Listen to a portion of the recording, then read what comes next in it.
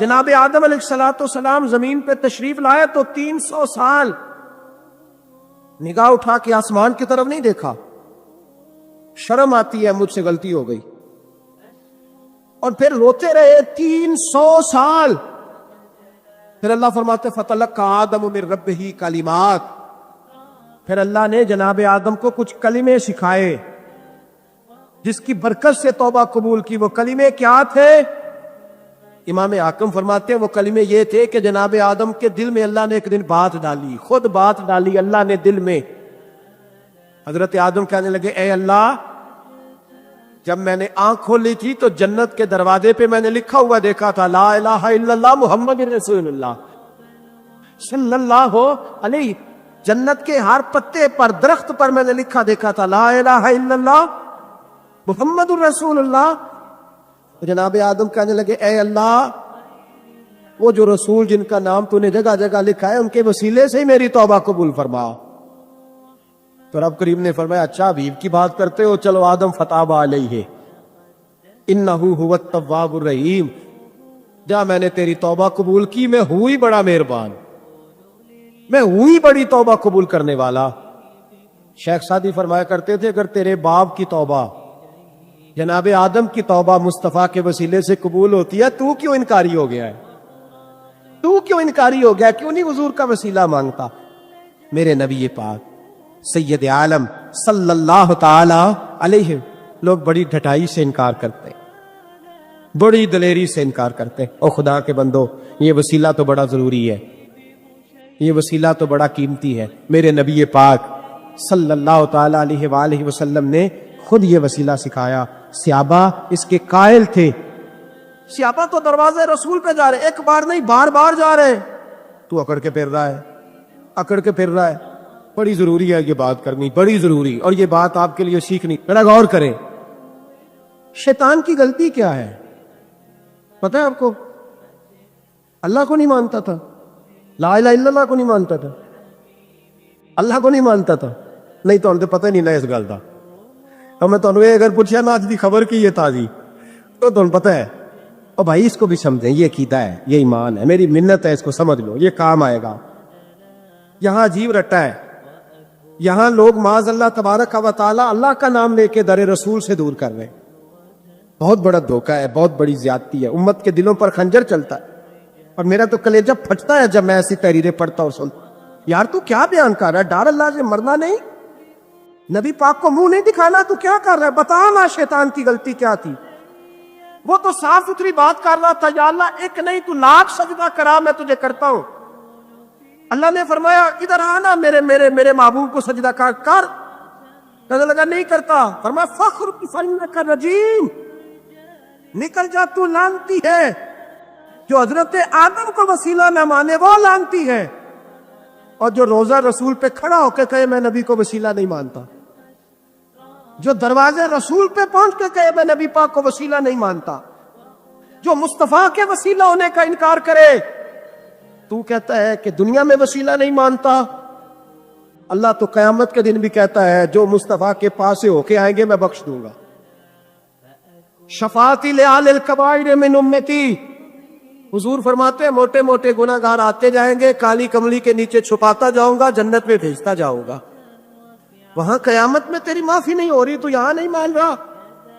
تو کہتا ہے میری نمازیں، میرے روزے، میری زکاتیں، میرا جہاد کام آئے گا. سن، حضرت عبد الرحمن ابن عوف صحابہ میں سے تگڑا آدمی، اتنا بڑا شخص، اتنا بڑا آدمی کہ جس کے پیچھے میرے رسول نے نماز ادا فرمائی ہے. اتنا بڑا شخص ہر جہاد میں سب سے پہلے، سب سے امیر تھے، صدقات خیرات بڑھ بڑھ کے دیتے تھے، ساری نیکیاں ہیں.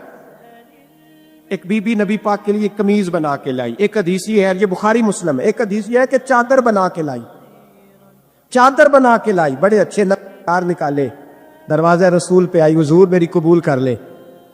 نبی پاک نے چادر اوڑی. اگرچہ ان کا نام شارحین نے لکھا ہے، صحیح حدیث میں صرف ایک صحابی کے لفظ ہے. شارحین کہتے ہیں کہ وہ عبد الرحمن ابن عوف تھے. چلو یار کوئی اور بھی تھے تو صحابی تو تھے نا، صحابی سے زیادہ تو نیک عمل ہم نہیں نہ کر سکتے. وہ صحابی تھے، یہ حضرت عبد الرحمن ابن عوف تھے. آئے، آ کے کہنے لگے یا رسول اللہ بڑی پیاری لگ رہی ہے آپ کو چادر. حضور بنانے والے نے تو بڑی بنائی تھی، پر جب آپ پہ آئی ہے پھر تو نور والا نور ہی ہو گئی ہے. حضور بڑی پیاری، کیا بات ہے، کیا بات ہے. مکھ چند بدر شاہ شانی ہے، متھے چمک دی لاٹ نورانی ہے، کالی زلف تے اکھ مستانی ہے، مخمور اکھی ہن مد بھریاں. سبحان اللہ سبحان اللہ سبحان اللہ. ما اجمل کا ما اکمل کا. اور جو آخر میں بات کی وہ بڑی بڑی منفرد ہے. کتھے مہر علی تے کتھے تیری ثنا، مستاق اکھی کتھے جاڑیاں. پھر کہنے لگے کوئی مثل نہ ڈھولن دی، تو چپ کر مہر علی ایتھے جا نہیں بولن دی. تو چپ کر مہر علی ایتھے جا نہیں ہو. لم جاتی نظیر کا فی نظر مثلے، تو نشد پیدا جانا ایتھے جا نہیں ہو بولن دی. جناب عبد الرحمن حضور کیا بات ہے. والضحیٰ واللیل اذا سجا. حبیب کیا بات ہے. حضور نے فرمایا تجھے اچھی لگ رہی ہے؟ کہا حضور بڑی اچھی لگ رہی ہے، قربان جاؤں. کون دیتا ہے دینے کو منہ چاہیے، دینے والا ہے سچا ہمارا نبی. حضور نے فوراً چادر اتاری، کہا عبد الرحمن لے لو. دے کے حضور چلے گئے. صحابہ گرد کٹھے ہوئے، محفل کا رنگ ہی بدل گیا. تھوڑی دیر پہلے مسکراہٹ تھی. ایک صحابی غصے سے بولے، کہنے لگے عبد الرحمن یار تو تگڑا بندہ ہے، تو چاہے تو ابھی باہر جا کے 100 چادر اس طرح کی خریدے. حضور تو کسی کی قبول ہی نہیں کرتے، بڑی مشکل سے کسی کی چیز لیتے ہیں، غریب کا خیال رکھتے ہیں. حضور نے قبول کر لی تھی تو عجیب آدمی ہے، تو نے مانگ لی. یہ خیال نہیں آیا. پہلے مسکراتے تھیں جب حضور اور جناب عبد الرحمن، اب سنجیدگی آئی. اب سنجیدگی کے فوراً بعد جب صحابی نے سوال کیا تو محفل میں آنسو آ گئے. حضرت عبد الرحمن رو پڑے. نمازیں بھی ہیں، جہاد بھی ہے، اور فخر نہیں کسی بات پہ رو پڑے. کہنے لگے او بیلیا تیرا کیا خیال ہے، میں نے اوڑھنے کے لیے لی ہے، پہننے کے لیے لی ہے؟ فرمانے لگے نہیں، اللہ کی عزت کی قسم میں نے تو اس لیے لی ہے، جب مروں گا تو گھر والوں کو کہوں گا مجھے نبی پاک کی چادر میں کفن دینا. اٹھانا بخاری پڑھنا، حضور کی چادر میں کفن دینا، اس لیے کہ مجھے پتا ہے جب مصطفیٰ کی چادر اوڑھ کے جاؤں گا تو اللہ بے حساب ہی بخشش فرما دے گا. تبوک کے موقع پر نا اونٹ پہ بیٹھے تھے، پیچھے رہ گئے. اونٹ سست تھا، تھک گیا، چل نہیں رہا تھا. حضرت ابو ذر غفاری رضی اللہ تعالیٰ عنہ پہلے تو اسے لے گئے ایک گاؤں میں کہ اونٹ بیمار ہو گیا، اس کا علاج کرایا، لیکن جب وہ ٹھیک نہ ہو سکا نا تو اونٹ وہیں چھوڑ دیا. حضور صلی اللہ علیہ وسلم کے پیچھے ضرور پہنچنا ہے میدان تبوک میں. تو جو سامان تھا وہ سارا پشت پہ رکھا اور اکیلے ہی چل دیے، تنے تنہا اور پیدل. سامنے سے گرد اڑتی ہوئی نظر آئی تو لوگوں نے کہا حضور پتہ نہیں کون آیا ہے. فرمایا تمہیں نہیں پتا، مجھے تو پتہ ہے نا، ابو ذر غفاری آیا ہے. ابو ذر غفاری آئے. پھر حضور نے فرمایا یمشی واحدہ و یموت واحدہ و یبعث واحدہ. فرمایا یہ تنہا چلتے ہیں، یہ تنہا ہی دنیا سے جائیں گے، تنہا ہی اٹھائے جائیں گے. تنہا چلتے ہیں، تنہا ہی دنیا سے جائیں گے، انتقال تنہا ہی اٹھائے جائیں گے. یہ بہت زیادہ سختی کرنے لگے صحابہ پہ، بہت زیادہ. تو حضرت عثمان غنی رضی اللہ تعالیٰ عنہ نے فرمایا کہ آپ اپنے مزاج کے لحاظ سے تو درست ہیں، پر جو چیز آپ طاری کرنا چاہتے ہیں جب شریعت گنجائش دیتی ہے تو آپ کیوں اتنی سختی فرماتے ہیں؟ تو فرمانے لگے ٹھیک ہے پھر مجھے ربضہ جانے کی اجازت دے دو. ربضہ ایک بستی تھی، جنگل تھا، وہاں کوئی آتا جاتا نہیں تھا. اسی کسے دے کچھ نہیں چلا گتے تے نہ کچھ ہڈا دردی. حضور نے کہا تھا نا یمشی واحدہ، تو اکیلا چلے گا. اور ربضہ چلے گیا. حضرت سیدنا عثمان غنی نے کہا یہ کچھ بکریاں لے جاؤ، دودھ پی لیا کرنا. فرمایا عثمان مجھے مال کی تو ضرورت پہلے دن سے ہی کوئی نہیں، مجھے تو رب رسول کی ضرورت ہے، ان کی کرم نوازیاں میرے ساتھ رہتی ہیں. تشریف لے گئے. وہاں تنہا کھجور کے خشک ٹکڑے کھاتے، عبادت کرتے، اللہ کو یاد کرتے. بڑے بڑے لوگوں نے آ کے کہا کہ ابو ذر آپ کی بڑی شان ہے، ہمارے ساتھ چلیں. فرمایا چھوڑو، کہاں منشور ہم اور کہاں ہنگامے محبت کے، ایک حجرے میں رہتے ہیں خدا کو یاد کرتے. ضرورت کوئی نہیں، جہاں ہوں نا وہاں میں ٹھیک ہوں، حاجت نہیں. وصال کا وقت آ گیا. دنیا سے جانے کا ٹائم آ گیا، اکیلے ہیں، بیوی ہے اور بیٹی ہے، جنگل کا علاقہ ہے، حج ہو گیا، رستے بند ہو گئے، بیمار ہو گئے، اپنی اہلیہ کو بلا کے کہنے لگے اب میں بچوں گا نہیں، اب جانے کا وقت آ گیا ہے۔ میں نے فقیری جو حضور کی دیکھی تھی اس میں نے وقت گزارا ہے، اور دیکھ میں جا بھی فقیری میرا لے سجدہ سا توڑ دی پائی، جان بھی دیتی تیرا تیرے، اب جانے کا وقت ہے تو اس طرح کرنا، اگر تیرے پاس کوئی کپڑا ہوا تو مجھے کفن دے دینا، نہ ہوا تو اللہ کے سپرد کر دینا۔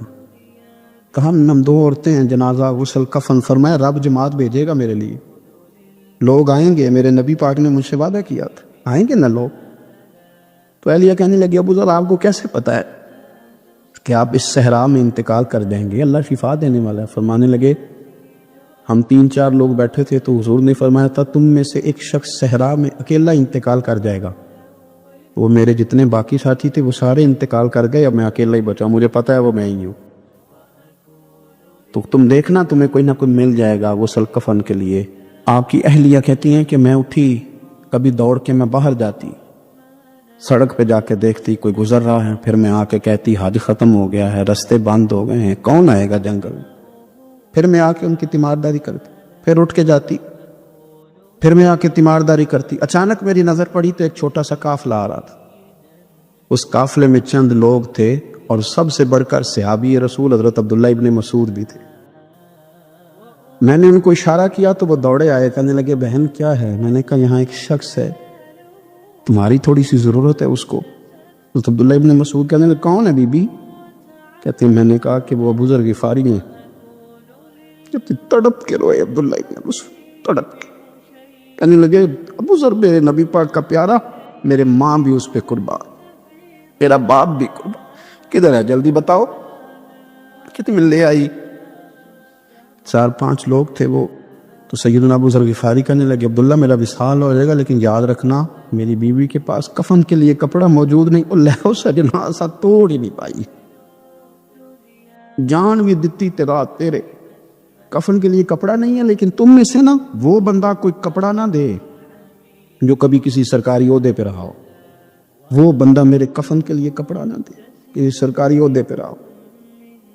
ایک انصاری جوان کہنے لگا ابو ذر میں کبھی کسی عہدے پہ نہیں رہا، اگر آپ میری چادر قبول کر لیں کفن کے لیے میں ٹھیک ہے، میں نے نا حضور کے طریقے پر زندگی گزاری ہے، چپ کر کے میرا جنازہ پڑھ دینا اور مجھے کہیں اور نہ لے کے جانا، اسی کسی دے کچھ نہیں جلاتے تو نہ کوئی ساڈا دردی، یہی کسی صحرا میں جنگل میں یہیں کوئی قبر کھود کے مجھے دفن کر دینا، مجھے جانے نہیں ہے کسی جگہ۔ حضرت عبداللہ ابن مسعود رضی اللہ تعالیٰ نے جنازہ پڑھایا، اور اس درویش کو جو 5ویں یا 4تھے مسلمان ہیں ان کو وہاں دفن کیا۔ جب خبر پہنچی نا مدینے تو سب سے زیادہ آنسو مولا علی نے بہائے، سب سے زیادہ حضرت علی نے۔ لوگوں نے کہا اتنا کیوں روتے ہو؟ فرمایا 2 ہی تو بندے تھے جو اللہ کے راستے میں کسی کی پرواہ نہیں کرتے تھے، اب ایک ہی رہ گیا ہے۔ کہ حضور کیا مطلب؟ فرمایا 2 ہی تھے، ایک ابو ذر اور ایک علی، اب اکیلا علی تو رہ گیا، وہ چھوڑ کے چلے گئے۔ حضرت سیدنا ابو ذر غفاری رضی اللہ تعالیٰ عنہ اس عظیم شخص کا نام ہے، سردار قبیلے سے تعلق تھا، بڑے بہادر تھے، اور حضور کو فقیری میں دیکھا تو پھر زندگی اسی فقیری میں گزارتی، اسی فقیری میں، اسی طریقے میں وفا کر کے نا اسی رنگ میں گزار دی، انہی نقشوں پہ رہے۔ اگرچہ جائز تھا، بڑے بڑے لوگ تھے، حضرت عبد الرحمن ابن عوف بڑا مال تھا، حضور نے ان کو جنتی کہا، ان کے پیچھے نماز پڑھی، سب ٹھیک تھا، پر فرماتے تھے یار میں انکار نہیں کرتا، پر میرے نبی نے فقیری کی، حضور نے ایک وقت کھایا ایک وقت بھوک کاٹی، تم کس طرح بھر بھر کے پیٹ کھاتے ہو۔ یہ صحابہ صفہ میں سے تھے۔ کلمے پڑھنے کے بعد چونکہ طبیعت جلالی تھی تو حضور نے بھیج دیا، فرمایا واپس جاؤ اپنے قبیلے میں تبلیغ کرو۔ واپس گئے، بھائی کو مسلمان کیا، والدہ کو مسلمان کیا، قبیلہ سارا مسلمان کیا، وہیں رہے۔ ہجرت مدینہ کے بعد آئے تبوک کے موقع کے قریب، اور حضور نے صحابہ صفہ میں رکھ لیا، نوکری کرتے مدینے والے رسول، دلیر آدمی تھے، بڑا قبیلہ تھا، پر ڈیوٹی کرتے، ڈیوٹی خدمت کرتے۔ ایک بیٹا تھا، زار اس کا نام تھا، اس کی ڈیوٹی لگائی تم نے میرے نبی پاک کے اونٹ چرانے، डाकू आए तो साहिबजादा ऊँटों की ऊँटनियों की हिफाजत करते शहीद हो गया। एक बेटी थी, एक बेटा, बेटा शहीद हो गया। बीवी से कहा तुमने नबी पाक के घर में खिदमत करनी है, हुजूर के घर वालों, और मैं नबी पाक की नौकरी करूंगा।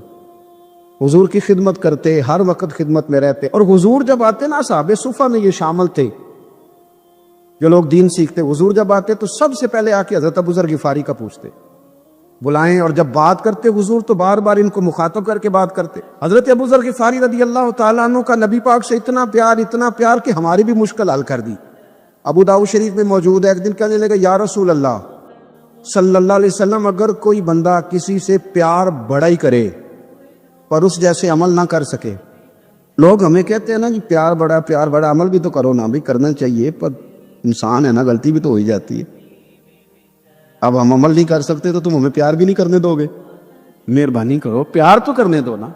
हजरत अबू ज़र गिफारी ने कहा, अबू दाऊद शरीफ में मौजूद है, या रसूल अल्लाह सल्लल्लाहु ताला अलैहि वसल्लम, हुजूर प्यार बड़ा करे पर उन जैसे अमल ना करे तो हुक्म क्या है? तो हुजूर ने फरमाया, प्यार सच्चा करे, अल्लाह क़यामत के दिन जिससे मोहब्बत करेगा ना, उसके साथ ही दोनों को इकट्ठा फरमा देगा। तो हज़रत अबू ज़र ने फौरन कहा, हुजूर फिर मुझे आपसे भी बड़ा प्यार है, रब से भी बड़ा प्यार है। फरमाया, फिक्र ना करना, जन्नत में इकट्ठे ही जाएंगे। इतनी मोहब्बत रसूल पाक की ज़ात के साथ हुजूर की नौकरी करने, एक दिन खिदमत करते करते सो गए। हुजूर मस्जिद में आए पता करने कि अबू ज़र आराम कर रहा है। ये भी मज़ा होता है, ख्याल रखना अपने दरवेशों का, क्या खाया, क्या पिया, कहाँ सोए। हुजूर रात को आए, ये सोए हुए, फरमाते हैं हुजूर ने मेरा अंगूठा हिलाया, मैं उठ के बैठ गया, हुजूर भी मेरे पास बैठ गए। और मैं, अबू ज़र बड़ा प्यार करते हो, सुने आपको पता ही है। कहा, यार तू बड़ी नौकरी करता है, एक दिन वो भी आएगा जिस दिन तुझे मेरी मस्जिद और मेरे शहर से जाना पड़ेगा, फिर क्या करोगे? तो अर्ज़ की, हुजूर किसी की ताकत है मुझे आपके शहर से निकाले? मैं तलवार निकाल लूंगा। नबी पाक ने फरमाया, तलवार ना निकालना, जहां तुम्हें भेजा जाए चुप करके चले जाना। हुजूर कब तक? फरमाया, जब तक अल्लाह तेरी और मेरी मुलाकात नहीं करा देता, यानी विसाल तक। ये वाहिद शख्स है कि हुजूर के विसाले ज़ाहिरी का वक्त आ गया तो फरमाया, कोई मेरे अबू ज़र को बुलाओ। जब ये आए तो हुजूर लेटे हुए थे, ये झुके नबी पाक की तरफ, हुजूर में हाजिर हो, तो हुजूर ने पकड़ के सीने के साथ लगा ली। मेरे रसूल पाक सल्लल्लाहु अलैहि वसल्लम की खिदमत में एक दफ़ा अर्ज़ करने लगे, हुजूर मुझे सूबे का गवर्नर बना दे। तो नबी पाक ने फरमाया, अबू ज़र मैं ओहदे पसंद नहीं करता, तो तुम्हें भी मैं कहता हूँ ओहदा ना लेना, तुम्हें भी कहता हूँ ओहदा ना लेना। फरमाया, अबू ज़र मैं जो चीज़ अपने लिए पसंद करूँगा तुम्हें भी उसी का मशवरा दूंगा। तुम बंदे अच्छे हो पर यह काम तुम्हारे बस का नहीं है। बड़े जाहिद आदमी मेरे रसूल करीम सल्लल्लाहु ताला अलैहि वसल्लम ने इनके बारे में फरमाया जिस तरह नबियों में हज़रत ईसा अलैहिस्सलाम हुए। देखिए ना, अंबिया में अल्लाह ताला ने हर किस्म की अजमत नबियों को दी। जनाबे सुलेमान अलैहिस्सलाम का तो तख्त भी हवा में उड़ता था, जिन तक ताबेदार थे। और नबियों में हज़रत ईसा भी हैं जिनके पास घर भी कोई नहीं, शादी भी कोई नहीं की, ईंट सराहने रख के तकिया बनाते। एक उनके पास कंघी थी और एक प्याला था। देखिए, जो बंदा नेक हो ना, वो भी नेक है, अल्लाह के नबी हैं। आप अपना तकवा मुसल्लत नहीं करेंगे, जो वो कर रहे हैं वो भी मुखलस होके कर रहे हैं। हुकूमतें जो चलानी है तो वो किसने चलानी है? अगर नेक बंदे नहीं आएंगे तो गलत लोग आएंगे, कौमों पे जुल्म करें, वो भी अपनी जगह ठीक है। लेकिन ये जो कर रहे हैं ये बात भी अपनी जगह बिल्कुल ठीक है। हम पता क्या करते हैं, हम चीजों को मुसल्लत करते हैं, एक दूसरे पर मुसल्लत नहीं करें चीजों को। आप जो कर सकते हैं, जो रास्ता आपको सही लगता है इख्तियार कर लें, यही तो हमारे दीन का उसूल है। ये सारे रास्ते वाज़े करके हमें दिखाता है। हजरत ईसा अलैहिस्सलाम ने एक दिन देखा कि एक बंदा ना उंगलियों के साथ अपने बाल सीधे कर रहा है, तो आपने फरमाया, यार कंघी के बगैर भी काम चल सकता है। कंघी भी खैरात कर दी। देखा एक बंदा हाथ का तकिया बना के लेटा है, तो फरमाया ईंट भी दे दो, किसी के काम आ जाएगी। एक दिन देखा कि एक बंदा ना यूं चुल्लू में पानी पी रहा है, फरमाया प्याला भी रहने दो, इसके बगैर भी काम चल ही जाता है। जनाब ईसा का ये ज़ुहद था। मेरे नबी पाक अलैहिस्सलाम ने फरमाया, जिसने जनाब ईसा का ज़ुहद देखना हो वो मेरे अबू ज़र गिफारी को देखे, इनको देखे। ये दुनिया में जनाब ईसा के ज़ुहद के मुताबिक चलते फिरते, सारी जिंदगी दौलत को, माल को पसंद नहीं किया। जहां रहते थे, एक गवर्नर साहब ने 300 दिनार तोहफे में भेजे। तो एक होता है ना, बंदा कहता नहीं नहीं जरूरत नहीं। और हुजूर सैयद आलम सल्लल्लाहु अलैहि वसल्लम ने हज़रत उमर से फरमाया था, जो खुद ब खुद आ जाए वो कबूल कर लो अल्लाह की तरफ से। لیکن ان کا رنگ فقیری والا تھا اور تھوڑا انوکھا تھا. 300 دینار آئے تو فرمانے لگے اسے جا کے کہو تمہیں کوئی اور بندہ نہیں ملا دھوکہ دینے کے لیے, میرے گھر ہی مال بیچ دیا ہے. فرمانے لگے میرے پاس گدھا ہے سواری کرنے کے لیے, میرے پاس بکریاں ہیں دودھ پینے کے لیے, میرے پاس ایک چادر اضافی ہے سامان میں سے, میں تو ڈرتا ہوں کہ رب کہیں اس چادر کے بارے میں سوال نہ پوچھ لے, اور تم ہو کہ میرے پاس یہ لے کے آئے ہو. حضرت عثمان غنی کے پاس جا کے کہا کرتے کتنا لوگوں کے پاس پیسہ آ گیا ہے, ہر بندے کے گھر میں مال ہے, یہ کیا ہو رہا ہے, لوگوں سے کہیں خرچ کرے غریبوں پہ. عثمان غنی فرمانے لگے تمہیں تو خوش ہونا چاہیے کہ میرے دور میں لوگ خوشحال ہو گئے. آپ فرمانے لگے نہیں, وہ والا رنگ زیادہ بہتر ہے جو مدینے والے نے اختیار فرمایا, کیونکہ کچا رنگ للاری والا چڑھدا تے لیندا رہندا عشق تیرے دا رنگ محمد, جدوں چڑھ جائے پھر نہیں لین. حضرت مصعب ابن عمیر بڑے مالدار تھے اور بڑے مہنگے جوڑے پہنتے تھے, پھر اللہ نے کرم کیا اور حضور کی غلامی میں آ گئے. میں حضرت مصعب ابن عمیر کو پڑھ کے نا تو ایک جملہ میں نے نیچے لکھا ہے, میں نے کہا اس کا مطلب ہے کہ سوٹوں میں, کوٹھیوں میں, گاڑیوں میں سکون نہیں, سکون تب بھی ہے جب ضمیر مطمئن ہو جائے. مالدار آدمی تھے پر یہاں پھٹے پرانے کپڑوں میں آ گئے, اس لیے کہ وہاں سب کچھ تھا, دل مطمئن نہیں تھا. تو پہلے حبشہ گئے ہجرت کر کے, پھر مکے واپس آئے. نوجوان آدمی, بوڑھا آدمی نہیں, جوان. نبی پاک صلی اللہ علیہ وسلم نے ڈیوٹی لگائی, فرمایا مدینے مجھ سے پہلے جاؤ, جا کے تبلیغ کرو. یہ وہاں گئے, کسی کے گھر میں, حضرت اسد بن زرارہ رضی اللہ تعالیٰ عنہ کے گھر میں ڈیرا لگایا. وہاں بنی ظفر کا ایک گھر تھا, ایک حضرت اسد بن زرارہ کا, وہاں تبلیغ کرتے, دین بتاتے. جوان آدمی اور امیر آدمی, منت کرنے کی کیا ضرورت ہے, کسی کی منت کرنے کی کیا ضرورت ہے, پر دروازے رسول پہ آئے نا. حیدر شاہ اس گلی کدے نہ رول دی, پر ان تے رول گئی نا. آئے نا تو آ کے حضور کی بارگاہ سے پیغام لے کے یہاں پہنچ گئے. حضرت اسد بن زرارہ کے گھر میں ان کا قیام تھا رضی اللہ تعالیٰ, وہ مسلمان ہو چکے تھے, اور ان کی خالہ کے بیٹے تھے حضرت سعد بن معاذ, جو قبیلہ بنو اشہل کے سربراہ تھے, اپنے قبیلے کے سردار تھے, اور خالہ کے بیٹے تھے. وہاں آ گئے. حضرت مصعب بن عمیر نے تبلیغ شروع کر دی. شروع میں غریب لوگ کلمہ پڑھنے والے تھے, بات ذرا پھیلنے لگی تو حضرت سعد بن معاذ نے خود نہیں کہا, خالہ کے بیٹے تھے نا, کہا وہ ناراض نہ ہو جائے. حضرت سید ابن حدیر کو بلایا اور بلا کے کہنے لگے یار تو جا, میرا وہ خالہ کا بیٹا ہے, میں کوئی بات کروں گا تو وہ ناراض ہو جائے گا, جا سمجھا, وہ ہمارے سادہ لوگوں کو کہہ رہے ہیں کہ تمہارے باپ دادا بھی گمراہ تھے, بت پوجتے تھے, واپس آؤ. تو وہ تو ایک نئی طرح ڈالے, جا کے. اب وہ بھی سردار بندے تھے. تو دوسرا یہ کہ اگر کوئی کسی کو اشتعال دلا کے بھیجے, وہ کسی کو کہہ کے بھیجے کہ جا کے کمال کر دے, تو ہی ہے جو اٹھا سکے.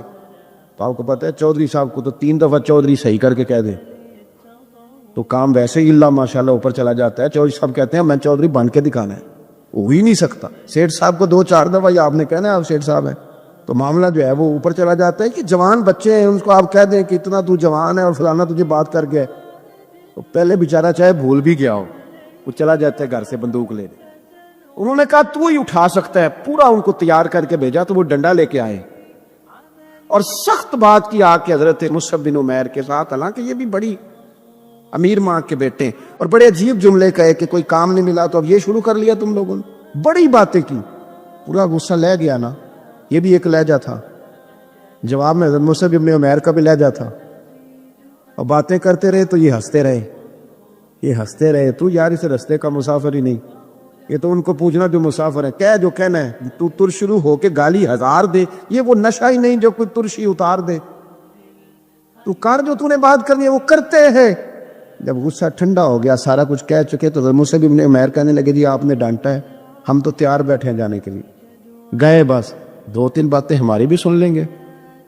میں کہا سنائیے. 2-3 آیتیں پڑھی قرآن پاک, تھوڑا سا حضور کی سیرت نور کو چھیڑا, تو وہ ڈنڈا انہوں نے پھینک دیا.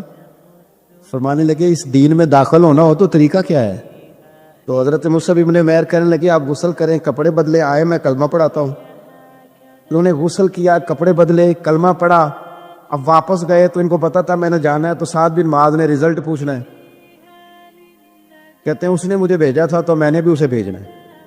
کہتے ہیں میں نے جا کے کہا اس قبیلے کا, قبیلہ بنی حارثہ کے ساتھ مقابلہ چلتا تھا. کہتے ہیں میں نے بھی اسی طرح کی سٹوری سنائی جا کے. حالانکہ حضرت سعد بن معاذ کہتے ہیں جب یہ آ رہے تھے نا واپس, تو میں سمجھ رہا تھا بندہ وہ نہیں جو میں نے بھیجا تھا, اس میں کوئی انقلاب آ گیا, تبدیلی آ گئی. آ کے کہنے لگے یار تیری وہ خالہ کا بیٹا ہے، میں نے کیا مقابلہ کرنا ہے، وہ تو بنو عارصہ والے بھی لڑ رہے ہیں، تمہارا شریکہ بھی لڑائی کر رہا ہے، تو تم جاؤ ان کو بھی منع کرو اور اپنے شریکے کو بھی کہو کہ یہ ہمارے گھر کا مسئلہ ہے، ہم خود نمٹ لیں گے، تم جاؤ۔ کہتے ہیں میں نے کہا اچھا اگر تجھ سے بھی نہیں نہ ہوا تو اب مجھے ہی 2 ہاتھ کرنے پڑیں گے۔ آستینیں چڑھا لی، ڈنڈا پکڑ لیا، کہتے ہیں گیا اور جا کے جو مجھ سے ہو سکتا تھا میں نے کہا، کہ میں پوری طرح کہہ چکا نا، اب وہاں تو لہجہ بدل چکا تھا نا۔ حضرت سیدنا مصعب ابن عمیر تو طے کر لیا تھا نا، سیکھا تھا نا حضور سے، تو معاملہ بڑا انفرادی تھا، رنگ ہی بڑا انوکھا تھا، کہے جس نے جو کہنا ہے۔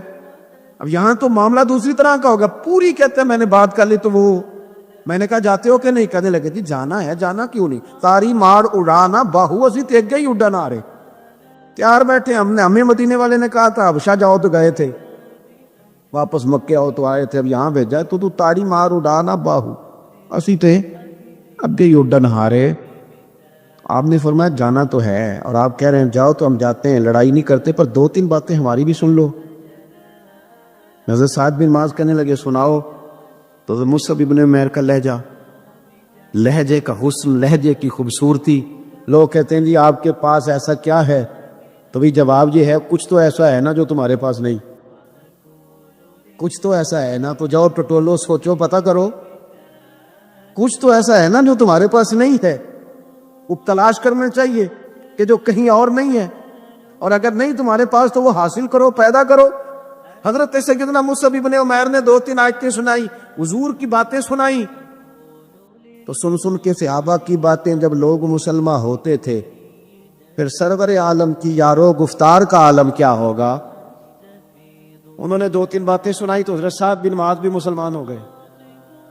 اب واپس گئے، یہ قبیلے کے سردار تھے، اور یہ وہ لیڈر تھے جن پر قبیلہ جان دیتا تھا۔ سارے لیڈر اس طرح کے نہیں ہوتے کہ قوم کا ایک خائن ہے، بددیانت ہے، لیڈر تھے پر قبیلہ جان دیتا تھا۔ جا کے کھڑے ہوئے قبیلے والوں کے پاس، کہنے لگے میرے بارے میں تمہارا کیا خیال ہے؟ انہوں نے کہا سردار کوئی پوچھنے والی بات ہے، یہ تو ہماری کو نیکی ہے کہ آپ جیسا سردار ملا ہے۔ فرمانے لگے مجھ سے پیار کرتے ہو؟ حضرت جی بڑا۔ فرمایا مجھ پر تمہارے ساتھ آج کے بعد کلام حرام ہے۔ کہا کیوں؟ کہنے لگے اتنی دیر کلام نہیں کروں گا جتنی دیر تم مدینے والے رسول کا کلمہ پڑھ کے مسلمان۔ تو حضرت سعد بن معاذ نے سارا قبیلہ مسلمان کر لیا، حضرت اسید ابن حضیر بھی مسلمان ہو گئے، اور اتنا بڑا ماحول بن گیا مدینے میں کہ جہاں 12-13 لوگ کلمہ پڑھتے تھے، 70 لوگ اگلے سال حضور کی بارگاہ میں گئے، حضور اب ہماری جمعیت بن گئی، یا آپ تشریف لائیں۔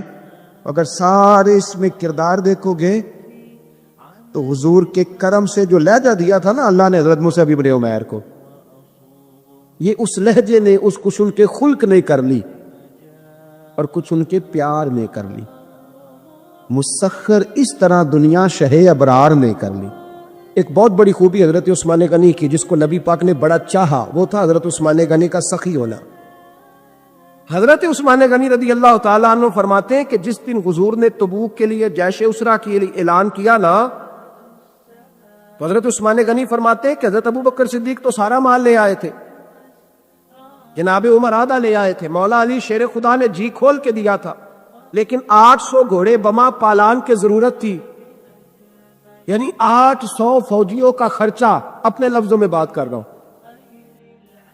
فوجی کا خرچہ کیا ہوتا تھا کہ فوجی کا گھوڑا بھی چاہیے، گھوڑے کے ساتھ کجاوا بھی چاہیے، تلوار بھی چاہیے، نیزہ بھی چاہیے، تیر بھی چاہیے، لوہے کی جیکٹ بھی چاہیے۔ حضرت عثمان غنی کہتے ہیں نبی پاک نے اعلان کرنا شروع کیا، ایک دفعہ اعلان کیا تو میں نے کہا حضور 200 فوجی کا خرچہ میرا۔ نبی پاک نے دوسری دفعہ اعلان کیا تو کوئی اٹھا ہی نہیں، جنہوں نے دینا تھا وہ تو سارا کچھ پہلے دے چکے تھے، کوئی اٹھا نہیں۔ کہتے مجھے بڑا عجیب لگا کہ میرے مصطفیٰ اعلان کریں۔ حضرت عثمان غنی فرماتے ہیں، شاہ ولی اللہ صاحب نے اذانت الخفا میں لکھا ہے کہ جو پکڑ کے کہتے ہیں میں نے اپنا نا گریبان پکڑ لیا، عثمان تیرے نبی کو اعلان کرنا پڑ رہا؟ کہتے 1000 فوجی کا خرچہ چاہیے تھا، 1000 کا۔ عثمان کہتے تیسری دفعہ حضور نے اعلان کیا تو کہا یار سنا 200 اور ڈال لے۔ سنو سخی کس کو کہتے ہیں؟ حضرت عثمان غنی رضی اللہ تعالیٰ عنہ فرماتے ہیں میرے پاس کل کل خرچہ میرے پاس 800 فوجیوں کا تھا، میں سارا کچھ بھی گھر سے لے آؤں تو 1000 میں پھر بھی پورا نہیں کر سکتا تھا. لیکن جب نبی پاک نے چوتھی دفعہ کہا نا کہ اٹھو بھائی ابھی خرچہ چاہیے، عثمان کہتے مجھے لگتا تھا میرے گریبان پھٹ جائے گا. یار میرے محبوب کو اعلان کرنا پڑ رہا ہے. عثمان غنی فرماتا میں اٹھ کے کھڑا ہوا، میں نے کہا حضور اب آپ نے اعلان نہیں کرنا، آپ 1000 ہی میرے کھاتے میں ڈال دیں، میں سب کا بندوبست کرا دوں گا. فرماتے میں نے 200 فوجی کا خرچہ پکڑ دکڑ کے پورا کیا. 200 کا خرچہ. غریب اصل میں اللہ سے تجارت نہیں کرتا اس لیے امیر نہیں ہوتا. غریب اللہ سے تجارت کرے نا، اللہ سے، اس کے رستے میں 200 دے کے 70 گنا کی امید رکھے یہاں بھی وہاں بھی، پھر امیر ہو جائے. یہ تجارت نہیں کرتا، یہ کہتا ہے اللہ کے رستے میں امیر خرچ کریں گے، میری نہیں ڈیوٹی. حضرت عثمان غنی کہتے میرے پاس 800 کا بندوبست تھا، میں نے 1000 کا دیا. حضور تشریف لے گئے. فرماتے ہیں جہاد سے جب واپسی ہوئی نا، ایک ایسا سودا تھا جس میں سے مجھے نفع کی امید ہی نہیں تھی، پر اللہ نے مجھے 11 گنا نفع عطا فرمایا. مالا والے سخی نہیں ہوندے، سخیاں کل مال. دیکھیں نا جنت البقیع، وہ والا قبرستان جس میں کوئی دفن ہو جائے تو نبی پاک کی سفارش کا حقدار ہو گیا. وہ والا قبرستان جس کا نام ہی جنت ہے. وہاں نا ایک یہودی اپنے جانور باندھا کرتا تھا، تو سرکار ایک دن اس طرف گئے تو واپس آئے. حضرت عثمان غنی قریب کھڑے تھے. نبی کریم صلی اللہ تعالی علیہ وسلم نے فرمایا عثمان اس جگہ کی طرف ذرا چکر لگانا، جگہ بڑی اچھی ہے. عثمان غنی گئے، جگہ خرید کے واپس آ گئے. حضور نے فرمایا ہوا ہے؟ عرض کی حضور خرید آیا ہوں. فرمایا میں نے تو چکر لگانے کا کہا تھا. کہا یا رسول اللہ آپ نے یہ بھی تو فرمایا تھا جگہ بڑی اچھی ہے. تو جس کو آپ نے اچھا کہہ دیا یہودی کے پاس تو نہیں نہ رہنی چاہیے، تو میں نے خرید دی. شرم نہیں آتی لوگوں کو حضرت عثمان کے بارے میں بات کرتے. جس قبرستان میں سیدہ پاک بی بی صاحبہ حضرت فاطمہ الزہرا آرام کر رہی ہے، وہ زمین حضرت عثمان نے تحفہ دی ہے. حیا نہیں آتی بات کرتے؟ شرم نہیں آتی؟ یہ صدقہ سیدہ فاطمہ کا ہی ہے، انہیں کے لیے اللہ نے تحفہ دیا اور اس کے پیسے حضرت عثمان غنی نے ادا کیے. پھر اس قبرستان میں سیدہ پاک نے آرام کیا، پھر اسی قبرستان میں عثمان ابن مظعون نے آرام کیا، پھر اسی قبرستان میں حضرت حلیمہ سعدیہ لیٹی ہوئی ہے، اسی قبرستان کے اندر نبی پاک کی زوجہ سیدہ عائشہ آرام کرتی، پھر اسی زمین پر میرے محبوب کے پیارے نواسے امام حسن آرام فرما. حضرت عثمان غنی رضی اللہ تعالیٰ عنہ کے بارے میں بات کرتے تیری زبان نہیں کانپتی؟ ان کو بات کرتا ہے جن کے تحفے اہل بیت نبوت نے قبول فرمائے اور وہاں آرام کرنا انہوں نے پسند کیا. اتنا بڑا جرت بند ہو گیا تو. حضرت سیدنا عثمان غنی رضی اللہ تعالیٰ عنہ سخاوت کی تو کمال کر دیا حضرت عثمان غنی. اور پھر ضرورت سے زیادہ پیسے دے کے، کوئی کنویں کی بات بڑی معروف ہے، میں نے بس اشارہ کرنا ہے. نبی پاک نے بھی اعلان کیا تو بڑا ہی اعلان کر دیا. فرمایا وہ میٹھے پانی کا کنواں ہے، قبضہ یہودی کا ہے. جو بندہ خرید کر وقف کرے گا نا اسے کیا ملے گا؟ تو حضور نے فرمایا میری جیب میں جنت کی ٹکٹ ہے، میں اسے جنت دے دینی. یہ ہے عرض جنت، یہ طیبہ کی زمین ہے، جنت بھی یہی، مال کے جنت بھی یہی ہے، جنت لے لے مجھ سے، لے لے. حضرت عثمان غنی گئے، اس کو کہا بھائی کنواں میرے ہاتھ بیچ دے. کنویں کی قیمت تھی 500-700 دینار. تو حضرت عثمان 500-600 دینار کل کنویں کی قیمت تھی. جناب عثمان غنی گئے، یہودی کو پتا تھا کہ یہ خریدنا چاہتے ہیں. فرمایا یار یہ کنواں بیچ دو. کہنے لگا نہیں بیچنا. فرمایا قیمت منہ مانگی. کہنے لگا قیمت میری مرضی کی. کہا تمہاری مرضی کی، اپنی اپنی اوقات ہوتی ہے نا قیمت لگانے کی، تمہاری مرضی کی. کہنے لگا میری شرط ہے میں ایک دن کے لیے کنواں دوں گا، ایک دن میں ایک دن آپ. فرمایا یہ بھی منظور ہے. کتنے پیسے؟ اس نے کہا میں 3000 دینار لوں گا. 500-600 کا ہے. حضرت عثمان غنی فرمانے لگے تو نے اپنی اوقات کے مطابق 3000 مانگا ہے، میں 40,000 لے کے آیا تھا.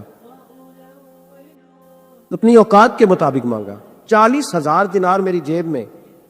یہودی کہنے لگا عثمان تو تاجر ہے، اور عام تاجر نہیں، عالمی سطح کا تاجر ہے. لوگ تیری تجارت کی مثالیں عرب میں دیتے ہیں، پر 500-600 کا کنوار 40,000. فرمانے لگے مسئلہ کنویں کا نہیں، مسئلہ مصطفیٰ کے فرمان کا ہے. وہ جو حضور کا فرمان پورا کرنا ہے نا، اس کے لیے 40,000 تھوڑے ہیں. میرے پاس تھے ہی اتنے سے لے کے آیا ہوں. حضرت عثمان نے پیسے چکائے. اس نے کہا ایک دن پانی ملے گا. فرمایا منظور ہے. وہ ایک دن بیچا کرتا تھا پانی. حضرت عثمان نے اعلان کر دیا جو میرا دل ہے نا فری پیو، اپنے بھی پیو بیگانے کا اعلان کوئی نہیں کرنا، میرا کوئی پروگرام نہیں، لیکن آپ مطلب ہلکا ہلکا ایسے ایسے دیکھیں گے، سوچیں گے، غور کریں گے، او بھائی پیسہ بھی بانٹنے سے آپ چلو بولو تو صحیح نا، اس پر بھی آپ حامی تو بھرے نا، سچی بات کر تو لینی چاہیے نا، چلے عمر آپ 2 سال کے بعد کر لینا، 6 سال کے بعد کر لینا، پر ہاں نہ تو صحیح کرے نا، پیسہ بھی ہمیشہ بانٹنے سے۔ ملا رومی رحمۃ اللہ علیہ فرماتے ہیں کنویں سے سادہ پانی نکل جائے تو تازہ آ جاتا ہے، اور اگر پانی کنویں کے اندر رہے سارا ختم نہ ہو تو باسی ہو جاتا ہے۔ اس لیے فرمایا کرتے تھے میں اس کنویں سے پانی پیتا ہوں جس پہ رش زیادہ ہوتا ہے، دیکھیے وہاں سے پانی ختم ہوتا ہے تو تازہ آتا رہتا ہے۔ فرماتے تو اللہ کے رستے میں سارا خرچ کر دے، اللہ تازے عطا کر دے گا اور پہلے سے زیادہ عطا کر دے۔ میرا آپ کا مسئلہ یہ ہے کہ تجارت بندوں کے ساتھ ہے، بندوں کے ساتھ جو تجارت ہے نا، بندے کنجوسی کر جاتے ہیں، بندے کا تو صحیح کام چل جائے تو پارٹنر کو فارغ کر دیتا ہے تو فارغ ہے، اور اگر کبھی کسی کی دکان میں کوئی کرایہ دار اچھا اس کی دکان چل جائے تو مالک کہتا ہے تو جا، اب دکان میں نے خود کھول لی ہے، وہ فارغ کر دیتا ہے۔ بندوں کا تو مزاج اور اللہ تبارک و تعالیٰ سے جب تجارت ہوتی ہے نا، میں نے ایسے لوگ دیکھے جن کے گھروں میں لاکھوں روپیہ ماہانہ آتا ہے، غربت نہیں جاتی۔ ان کو سوچنا چاہیے کہ کثرت والا پیسہ آیا ہے پر برکت والا نہیں آیا۔ حضرت عثمان غنی رضی اللہ تعالیٰ عنہ فرماتے ہیں کہ میں نے پہلے بھی میں بڑا تاجر تھا، لیکن جب سے مصطفیٰ کے نام پر خرچ کرنا شروع کیا، پھر کہاں کہاں سے آیا کب، اور بڑی سیانی بات فرماتے ہیں۔ آپ فرماتے ہیں میں کلمہ پڑھنے سے پہلے تجارت کو وقت زیادہ دیتا تھا، اور مسلمان ہونے کے بعد میں نے تجارت کو ٹائم تھوڑا دیا ہے، پر اللہ نے روزی مجھے زیادہ عطا فرمائی۔ اس لیے برکت پر ہماری توجہ نہیں رہی، غیبی خزانوں پر خیال ہم نے چھوڑ دیا ہے۔ غیبی خزانوں سے جو چیز ملتی ہے وہ زیادہ ملتی ہے، جو مادی ذرائع سے ملتی ہے وہ چیز کم ہوتی۔ حضرت عثمان غنی پر الزام لگا جب آپ کا دور حکومت تھا، یہ یاد رکھیں کہ سب سے زیادہ الزامات حضرت عثمان غنی پہ لگائے گئے۔ جن بندوں کے قد کاٹ زیادہ ہوتے ہیں ان کے خلاف پروپیگنڈے بھی لمبے چوڑے ہی ہوتے ہیں۔ یہ بڑی بڑی بات یاد رکھنا، کہا گیا کہ حضرت عثمان لوگوں کو نوازتے بڑھائے، بڑا دیتے ہیں حضرت عثمان غنی۔ تو حضرت عثمان غنی فرمایا کرتے تھے حکمران تو میں آج بنا ہوں تو میں تو پہلے بھی بڑا دیتا تھا، وہ کس خزانے سے دیتا تھا؟ آپ جواب دیا کرتے۔ دیکھیں ذرا، لاکھوں لوگ حج کرنے آتے تھے، پر حضرت عثمان غنی حج کرنے جاتے تو اعلان کر دیتے کہ کوئی حاجی حج کے موقع پر آ کے کھانا نہ پکائے، سب کو کھانا عثمان غنی اپنی جیب سے دیا کرے گی۔ مینا میں لنگر کھانا ہوتا تھا حضرت عثمان غنی کا، مینا میں فرماتے تھے کھاؤ حاجیوں جتنا کھا سکتے، اور پھر حضرت عثمان غنی کا اعلان تھا، خدام کو کہتے تھے میں آخر میں کھاؤں گا، پہلے میرے سارے آنے والے حاجیوں کو کھلایا جائے۔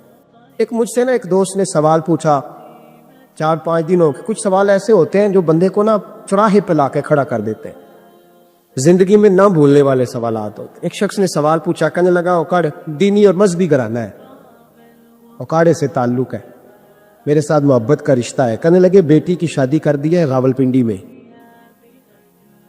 آپ کی بھی بیٹی ہے میری بھی بیٹی ہے، بیٹی کی شادی کر دی ہے راولپنڈی میں، اب بچی چند دن رہنے آئی ہے، پوچھنا یہ ہے کہ نماز پوری پڑے گی کہ قصر پڑے گی؟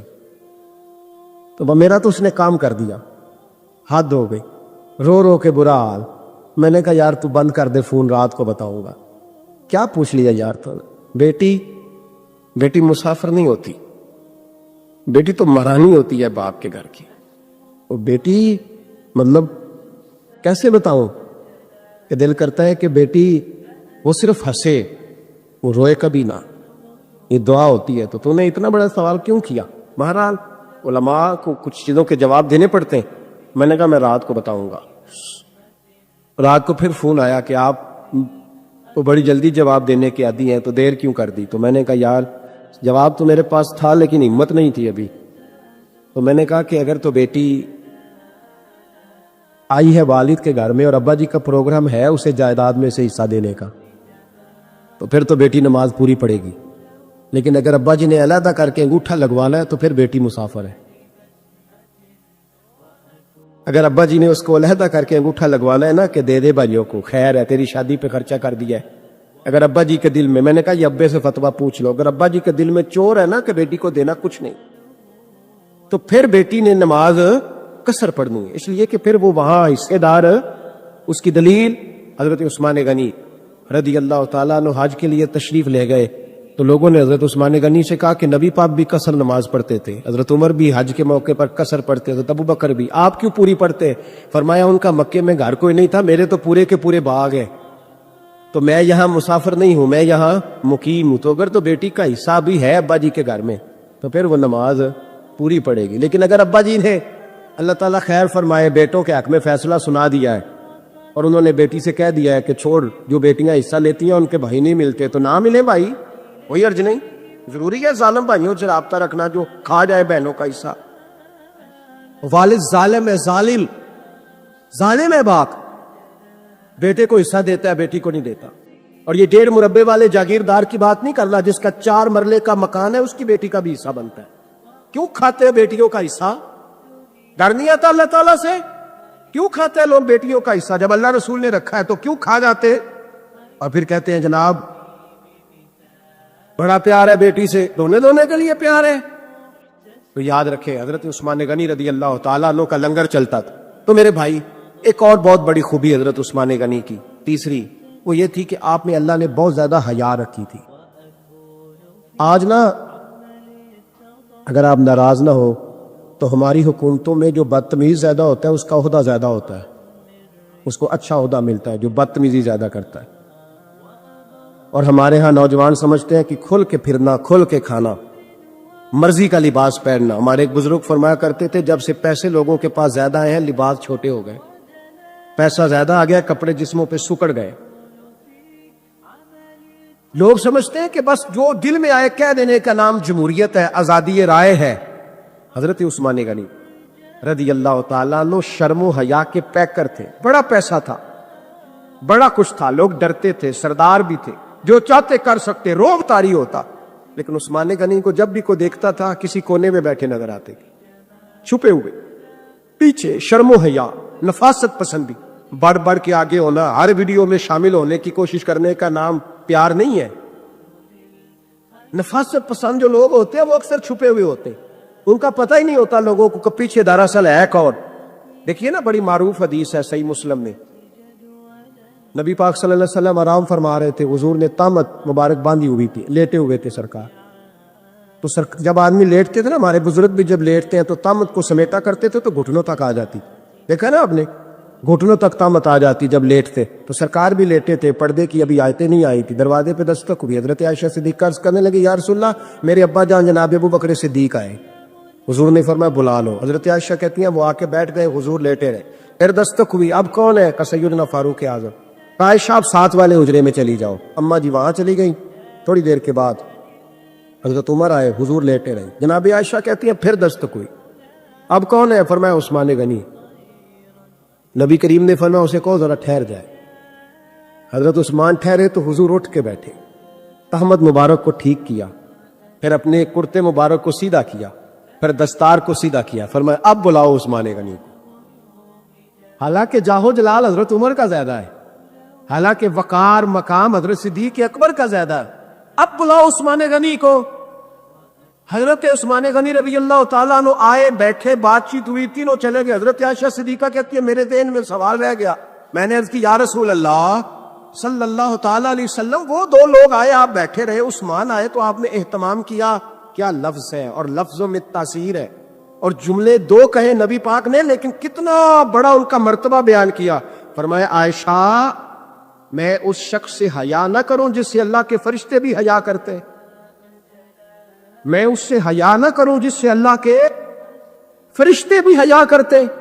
حضرت عثمان غنی فرمایا کرتے تھے میں نے جب سے حضور کا چہرہ دیکھا ہے دوبارہ پلٹ کے اپنی شرمگاہ بھی کبھی نہیں دیکھی، ویا میں نے اپنی آنکھوں کا وضو نہیں توڑا جب سے حضور کا۔ فرماتے جب سے یہ ہاتھ نبی پاک کو بیعت کے لیے دیا ہے پھر گندگی میں نہیں جانے دیا میں نے سیدھا۔ حضرت عثمان غنی فرمایا کرتے تھے میں اپنے گھر کے اندر اپنے غسل خانے میں 4 دیواری کے اندر بھی کپڑوں سمیت غسل کرتا ہوں، مجھے حیا کی ہے غسل خانے میں بھی کپڑے۔ اور سنو ایک اور بڑی بات اہم، حضرت بشر حافی کا سارا شہر قدر کرتا، پیار کرتا، اور صرف انسان نہیں جانور بھی ان کی قدر کر لے۔ وہ ننگے پاؤں چلتے تھے تو جانور بغداد کی گلیوں میں گوبر نہیں کرتے کہ رب کریم کا بندہ جا رہا ہے، اللہ کے ولیوں کی تو جانور بھی حیا کر رہے ہیں۔ وہ بغداد کا ایک تاجر کہتا مجھے نہیں جی بابا اچھا لگتا. کچھ لوگ ہیں نا سٹائل ذرا ہٹ کے, یعنی سب سے الگ بات کرنی ہے, علیحدہ بولی بولنی, مجھے نہیں بھی تمہیں کیوں نہیں اچھے لگتے. کہنے لگا جی یہ جمعے والے دن نا جمعے کے فرض پڑھ کے چلے جاتے ہیں, باقی نماز نہیں پڑھتے مسجد میں.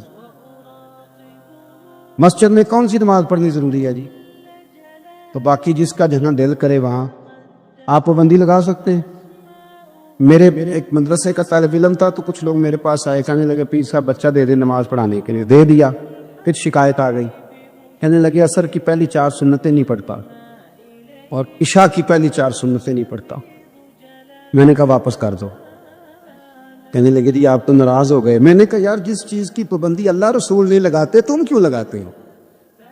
رب رسول اگر وہ سنتیں ضروری ہوتی تو فرض کر دی جاتی. تو جس کی اللہ رسول پابندی نہیں لگا رہے, ہمارا عجیب مزاج ہے نا, اس کی ہم پابندی لگاتے. کتنی غلط بات. اور میں چاہے چوتھی رکعت میں شامل ہوں, امام صاحب پر پابندی ہے کہ نہ وہ بچہ دیکھیں نہ بیمار دیکھیں, وہ اذان سے پہلے مسجد آئیں اور جب تک آخری سیٹھ باہر نہ نکلے وہ باہر نہ جائیں.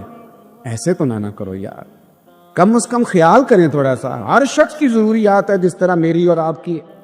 وہ کہتے تھے یہ فجر پڑھ کے نا فرض جمعے والے دن چلے جاتے تھے, باقی نماز نہیں, مجھے اچھا نہیں لگتا. ایک دن ایک بندے نے سمجھایا اس تاجر کو کہ یار تو اس اتنی سی بات پر ایک بزرگ پر تنقید کرتا ہے.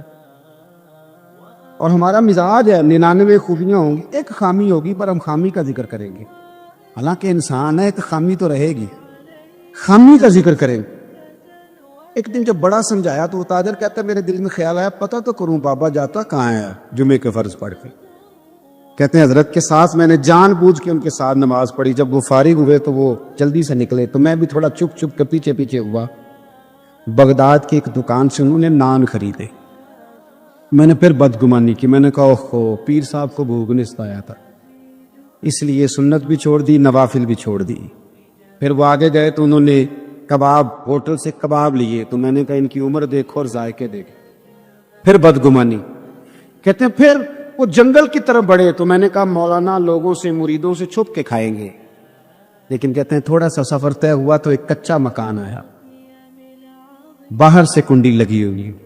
حضرت بشر عافی نے خود دروازہ کھولا اور کہتے ہیں میں سوراخ سے دیکھ رہا تھا ایک فالج زدہ بوڑھے بیمار بابا جی لیٹے اور ان کے منہ سے رطوبتیں پانی کی نکل رہی.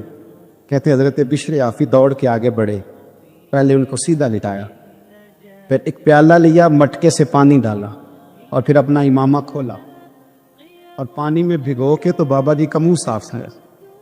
اور پھر پہلا لقمہ بابا جی کے منہ میں ڈال کے کہنے لگے معاف کرنا ذرا مجھے جمعے والے دن دیر ہو جاتی ہے, ابھی تو میں نے سنتیں بھی پڑھنی ہے, ابھی تو نوافل ادا کرنے ہیں, جمعہ تھا تو ذرا دیر ہو گئی, ورنہ روز وقت پہ آتا ہوں. وہ شخص کہتا ہے میرے وجود کے رونگٹے کھڑے ہو گئے, میں کیا سوچتا تھا اور بن کیا گیا. اور فرماتا پھر وہ بیمار بزرگ وہ بولے اور کہنے لگے بشر عافی میرے تو اپنے بھی مجھے چھوڑ گئے اور 14 سال ہو گئے ہیں تو میری 2 وقت کی روٹی لے کے آتا ہے. میں پتہ نہیں زندہ لاش کب تک بنا رہوں گا, تو کب تک آئے گا. خدا کے بندے تو ہیں ہزاروں اور بنوں میں پھرتے ہیں مارے مارے, میں اس کا بندہ بنوں گا جس کو خدا کے بندوں سے پیار ہوگا. کہا 14 سال سے آ رہے ہو تک آئے گے. جناب بشر عافی نے اپنے ہاتھوں سے بابا جی کے آنسو پہنچے اور پھر فرمانے لگے آج کے بعد یہ لفظ نہ ادا کرنا, یہ جو سارا شہر میری عزت کرتا ہے اور جانور بھی قدر کرتے ہیں تو یہ میرے چلنے اور وظیفوں کی وجہ سے نہیں ہے. میں آپ جیسے لوگوں کی خدمت کرتا رہتا ہوں تو رب نے مخلوق کے دلوں میں میری محبت پیدا فرما دی, محبت پیدا کر. وہ کہتے ہیں کھانا کھلا کے حضرت بشر عافی باہر نکلے تو میں قدموں میں بیٹھ گیا. میں نے کہا مرید کر لے. کہنے لگے ایک شرط ہے, توجہ ہے میری بات پر, یہاں کرامت ہوتی بھی نہیں تو لوگ فیس بک پہ دے دیتے ہیں کمپنی کی مشہوری کے لیے. کیا تماشا ہے, جو باتیں چھپانے کی تھی وہ بتا رہے ہو. یہ کیا بگاڑ دیا تصوف کا رنگ, جڑے محرم راز حقیقت دے وہ تے راز حقیقت کھول دے ہی نہیں. اے جنہ ویکھیا نہیں وہ کرن گلاں, جنہ ویکھ لیا وہ تے بول دے ہی نہیں, تو بات ہی نہیں کرتے. وہ تو حضرت بشر عافی فرمانے لگے ایک شرط ہے اگر تو نے میرا مرید ہونا ہے. کہ وہ کیا؟ فرمانے لگے یہ جو تو نے دیکھا ہے نا میری زندگی میں کسی سے بات نہ کر دو. یہ میری شرط ہے. پھر فرمانے لگے یہی تو چند نیکیاں جن کے سبب اللہ قیامت پہ رحم فرمائے گا. یہ بھی لوگوں کے سامنے لے آؤں. وہ شخص کہتا ہے جسے میں سمجھا کرتا تھا نا کہ یہ ان کا گناہ ہے، وہ ان کی سب سے بڑی نیکی نکل آئی. بہت ساری جگہوں پہ ہم سمجھ کچھ رہے ہوتے ہیں اور نکلتا سوچ صاف کر، اچھی کر. جو جس مقام پہ ہے اسے وہاں وقار دینا سیکھ، عزت دینا سیکھ. دوسری اصلاح معاشرہ کے لیے میرے ذہن میں جو بات ہے وہ یہ ہے کہ زندگی میں نا خودداری پیدا کرنا. خودداری یہ جو آج مزاج بن گیا نا، دوسروں کے مال پر نظر اور کسی کا ہاتھ تھام کے راتوں رات بڑا ہونے کی کوشش، اس سے باہر آ گئے. اللہ نے جہاں مجھے بہتر سمجھا رب نے وہاں مجھے بٹھایا، اور اللہ نے جہاں آپ کو بہتر سمجھا اللہ نے آپ کو وہاں.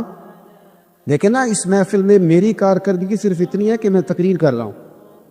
اس محفل کا سب سے بڑا کارکن وہ ہے جس نے سب سے زیادہ محنت کی ہے، اس کا اعزاز سب سے زیادہ ہے. وہ اشتہار لگانے والوں کو اکثر اسٹیج پر بیٹھنے کی جگہ نہیں ملتی، حالانکہ اصل کام ان لوگوں کا ہوتا ہے جو یہ محنت کرتے ہیں، جدوجہد.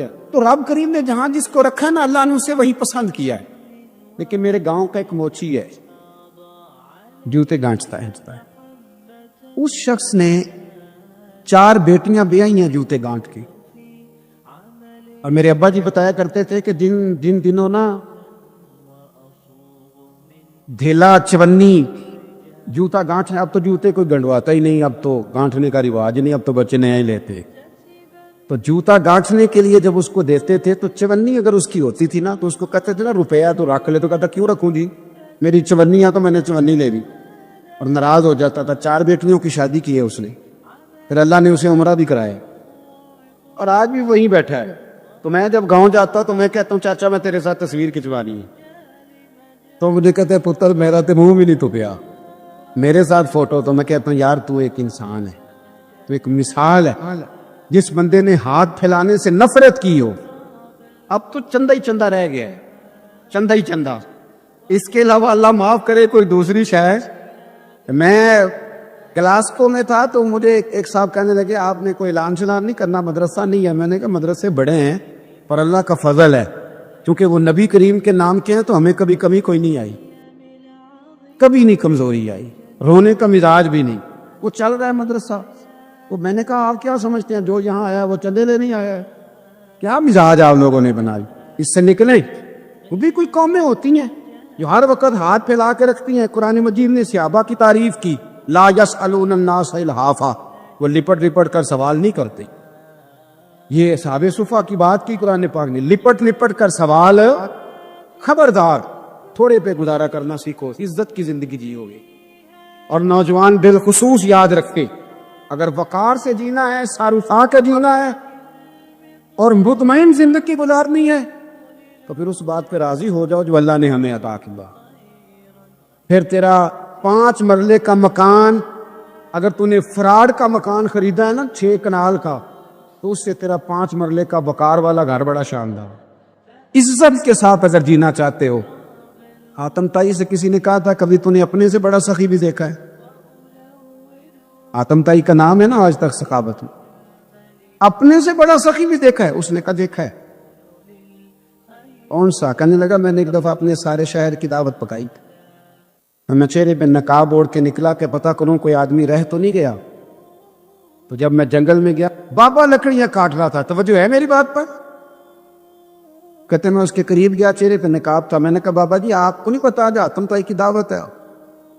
کہنے لگا بیٹے پتہ ہے. تو میں نے کہا جانا نہیں؟ کہتے بابا نے عجیب جواب دیا. کہنے لگا مجھے نا اپنے ہاتھوں کی کمائی کا چسکا لگتا ہے. کس کا چسکا؟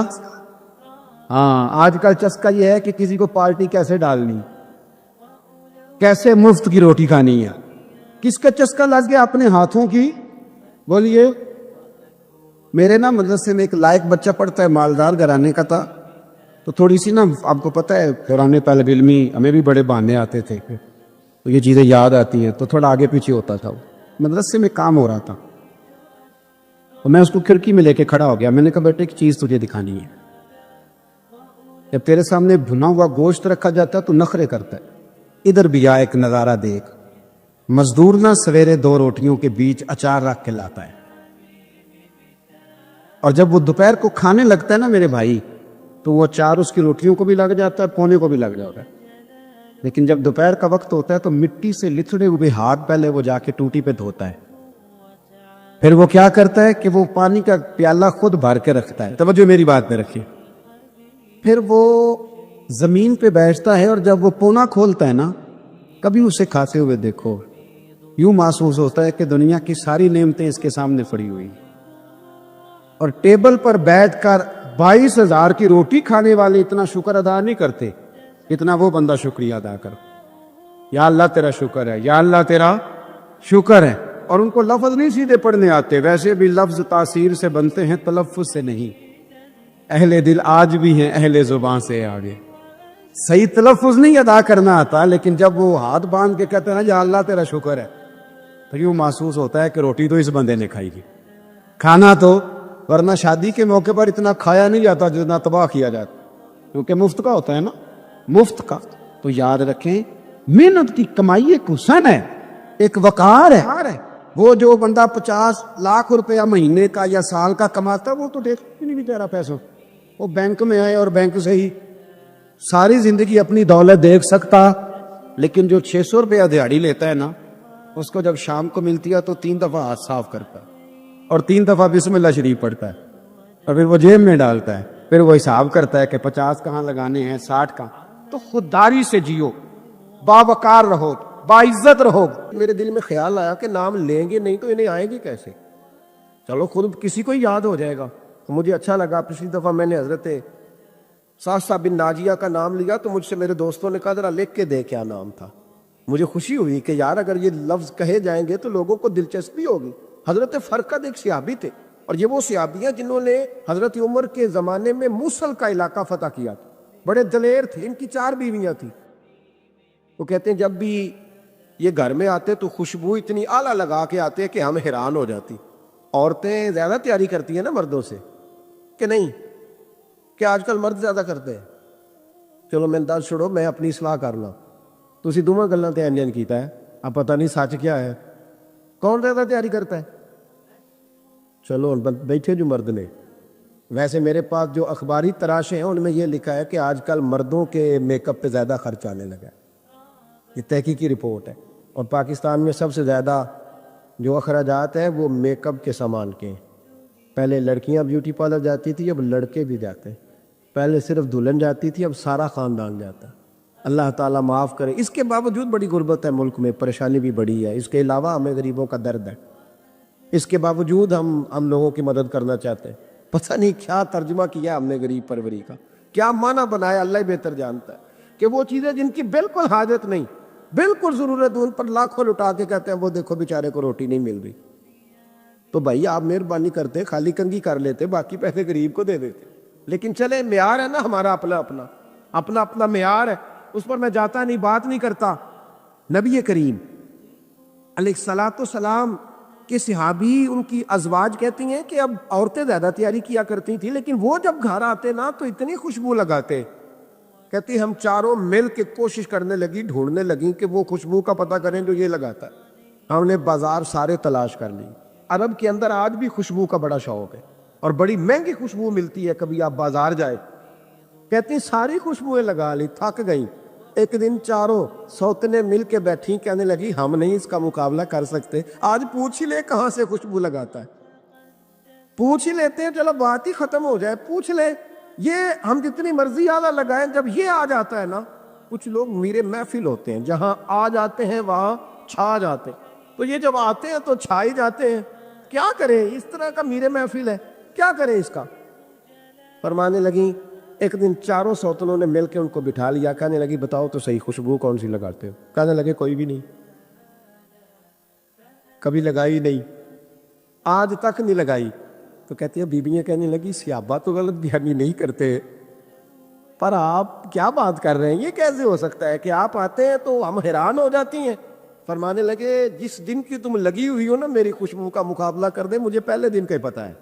तो मैंने कहा चलो जोर लगा ही ले, देख ही लेते हैं कहाँ तक बात जाती है तुम्हारे पास, जितना जोर लगा लो। बहरहाल मैं اللہ کی قسم اٹھا کے کہتا ہوں کبھی نہیں لگائی۔ تو بیویاں کہنے لگی پھر بتا تو صحیح، تو ایک دلیر آدمی ہے، اور جو دلیر لوگ ہوتے ہیں وہ خوشبوؤں کے اور کپڑوں کے اور ان چیزوں میں زیادہ وقت نہیں لگاتے، ان کے تو مشن اور طرح کے ہوتے۔ آپ تو مجاہد قسم کے آدمی ہیں پر ہر وقت خوشبو آتی ہے۔ تو حضرت فرقد رو پڑے، کہنے لگے بیمار ہو گیا تھا، لاچار ہو گیا، حکیموں طبیبوں نے انکار کر دیا، وجود پر میرے آبلے نکل آئے، پھنسیاں بن گئی، ان میں پیپ بھر گئی، بیٹھ نہیں سکتا تھا، اٹھ نہیں سکتا تھا۔ جب تھک گیا نا تو دروازہ رسول پہ چلا گیا، جب تھک گیا طبیبوں کا تھکایا ستایا حضور کی بارگاہ میں، کہا محبوبہ دیکھے تو صحیح میرا کیا حال ہے۔ حضور ذرا دیکھے، چل نہیں سکتا، سو نہیں سکتا، بیٹھ نہیں سکتا، تیرے علاوہ غم کسے بتاؤں؟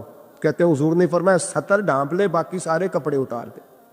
70 ڈھانپ لے، کہتے ہیں ٹخنوں سے لے کر ناف تک میں نے 70 ڈھانپ لی، باقی سارے کپڑے اتارے۔ حضور کیا کریں گے؟ فرماتے ہیں نبی پاک نے دست مبارک اٹھایا، برف سے ٹھنڈا، کستوری سے زیادہ مہکنے والا، فرماتے ہیں پورے وجود پر میرے حضور نے دست مبارک ایک دفعہ لگا دیا، اب جدھر جدھر سے گزرتا ہوں ساری دنیا خوشبو سے بھر جاتی۔ یہ نبی پاک کا دیا ہوا نور ہے، یہ حضور کی عطا کردہ شفا ہے، یہ رسول پاک کے حسن کی خیرات ہے۔ ایک شاعر نے ایک فقرہ کا کمال کر دی، کہنے لگا ظلمت کو ان کے نور نے کافور کر دیا، جس پر پڑی نظر اسے بھی نور کر دیا۔ رسول پاک علیہ السلام کے دست خیر میں وہ برکات تھی۔ حضور حسن کی 2 قسمیں ہوتی ہیں، ایک حسن ہوتا ہے ملمہ سازی والا، بیوٹی پارلر والا، ایک حسن ہوتا ہے باطن کا۔ بچے پتہ کیوں خوبصورت ہوتے ہیں؟ اس پر علماء مناطقہ نے بحث کی ہے، محدثین نے لکھا ہے۔ بچہ گدھے کا بھی ہو تو پیارا لگتا ہے، چھوٹا بچہ اگر اس کا رنگ بہت گورا نہ بھی ہونا، صرف چھوٹا ہو، وہ پیارا لگتا ہے، اس میں ایک جاذبیت ہوتی ہے۔ اس پر ہمارے مفسرین نے، محدثین نے، علماء مناطقہ نے ایک بحث کی ہے۔ وہ کہتے ہیں اصل بات یہ ہے کہ بچے جھوٹ نہیں بولتے، بددیانتی نہیں کرتے، دھوکہ نہیں کرتے۔ یہ جو اندر کی عیاریاں ہوتی ہیں نا، چہرہ بھی خطرناک کر دیتی، اور جب اندر حسن ہوتا ہے تو باہر بھی حسن ہی ہوتا ہے۔ بچے میں کوئی مکاری عیاری نہیں ہوتی، فساد نہیں ہوتا، نیت میں فطور نہیں ہوتا، کسی کو لوٹنے کا ارادہ نہیں، کسی کو شیشے میں اتارنے کا پروگرام نہیں بتاتا۔ بچہ چرب زبان نہیں ہوتا، اس کو طریقہ نہیں ہوتا، وہ لوگوں کو قائل کرنے کے ہر وقت دوڑتا نہیں، الٹی سیدھی گیمیں نہیں چلاتا، کیونکہ اندر حسن ہوتا ہے تو وہ حسن اس کے چہرے پر معصومیت بن کے آتا ہے۔ سمجھ آ رہی ہے میری بات کی؟ اس کی دلیل میرے رسول پاک علیہ السلام نے بخاری میں فرمایا اللہ کا ولی وہ ہے جس کا چہرہ دیکھو تو اللہ یاد آ جائے۔ اب یہاں یہ نہیں فرمایا گورا چٹا ہو، خوبصورت ہو، بس اس کے چہرے میں معصومیت ہوتی ہے، وہ سچا ہوتا ہے، وہ کھرا ہوتا ہے، اس کا حسن چہرے پہ آتا ہے۔ میرے رسول کریم علیہ السلام کا جو حسن تھا نا، وہ اندر کی صداقت کی روشنی تھی، وہ اندر کے کیف کا نور تھا جو حضور کے چہرے پر عیاں ہوتا تھا۔ اس لیے نبی پاک کا چہرہ جو تھا وہ آنکھیں چدیاتا نہیں تھا، بلکہ آنکھوں کو اچھا لگتا تھا۔ شاہ عبد الرحیم صاحب محدث دہلوی، شاہ ولی اللہ صاحب کے والد ہیں، اور ہمارے بر صغیر پاک و ہند میں جتنے بھی مسالک ہیں یہ سارے شاہ ولی اللہ صاحب کے شاگرد بنتے۔ وہ کہتے ہیں میرے ابا جی نے خواب دیکھا اور خواب میں انہیں رسول اللہ کا دیدار نصیب ہوا۔ تو نبی کریم علیہ السلام کی بارگاہ میں شاہ ولی اللہ صاحب کے ابا جی کہنے لگے حضور ایک بات بڑی اڑ گئی ہے میرے دل میں، بڑی، تو کتابوں سے جواب نہیں ملا، آج رب کریم نے موقع دیا ہے اس سوال کا جواب۔ تو کہ عبد الرحیم پوچھو کہ یا رسول اللہ حضرت یوسف کا حسن دیکھ کے لوگوں نے انگلیاں کاٹ لی، پر آپ کو تکنے والے تکتے ہی رہے، کوئی بھی ہوش نہیں ہوا، کسی نے انگلی نہیں کاٹی۔ تو کہتے ہیں محبوب نے فرمایا عبد الرحیم رب کریم نے اپنی غیرت کے ساتھ میرے حسن پر 70,000 پردے ڈالے، یہی بہتر ہے کہ پردوں میں وہ پردہ پوش رہے، وہ اگر پردے اٹھا دے تو کسے ہوش رہے۔ فرمایا 70,000 پردوں میں چھپا ہوا حسن ہے، ورنہ کسی کی طاقت تھی کوئی بات کر سکتا، جرت تھی کسی شخص کی؟ میرے حبیب پاک سید عالم حضرت عبداللہ ابن سلام رضی اللہ تعالیٰ عنہ اہل یہود کے بڑے عالم تھے۔ فرماتے ہیں میں تورات، زبور، انجیل کا جاننے والا تھا۔ جس دن حضور مدینہ طیبہ کسوہ نامی اونٹنی پر بیٹھے تھے، میں حضور سے مناظرہ کرنے، بحث کرنے آیا، میرے ساتھ میرے شاگرد تھے، ارادہ تھا بحث کروں گا، نبی پاک کو بڑے معاذ اللہ کڑوے کڑوے سوال کروں گا۔ کہتے حضور بیٹھے تھے کسوا نامی اونٹنی پہ اور گردن مبارک جھکی ہوئی، ہونٹوں پر حضور کے زیر لب ہلکی سی مسکراہٹ تھی. نبی پاک تھوڑا بولتے تھے پر جتنا بولتے تھے وہ دلوں میں اترتا جاتا تھا. فرماتے میں جب گیا نا، میرے شاگرد ساتھ تھے، مناظرہ کرنے گیا، مناظرہ، شاگرد ساتھ تھے. فرماتے میں بڑے سوالات تیار کر کے گیا پر حضور گھوڑے پہ بیٹھے تھے. 2 باتیں میں نے سنی. حضور نے فرمایا رشتہ داروں سے اچھا سلوک کرو، اپنے غلاموں کا خیال کرو.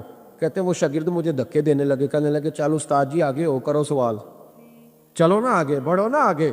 یہ کئی دفعہ نعرے لگانے والے بھی مروا دیتے ہیں نا، چلو نا، چلو آگے، چلو بڑھو آگے، کرو بات، آؤ نا. کہتے ہیں میں ذرا آگے بڑھا، دھکا دیا انہوں نے. فرماتے میں آگے بڑھا اور میں نے قریب محبوب کے قریب جا کے کہا حضور مجھے کلمہ پڑھا دے، میں مسلمان ہونے آیا. یعنی عام آدمی تو قائل ہو جاتا ہے، عالم اور تورات زبور انجیل کا جاننے والا، حضور کلمہ پڑھائیں.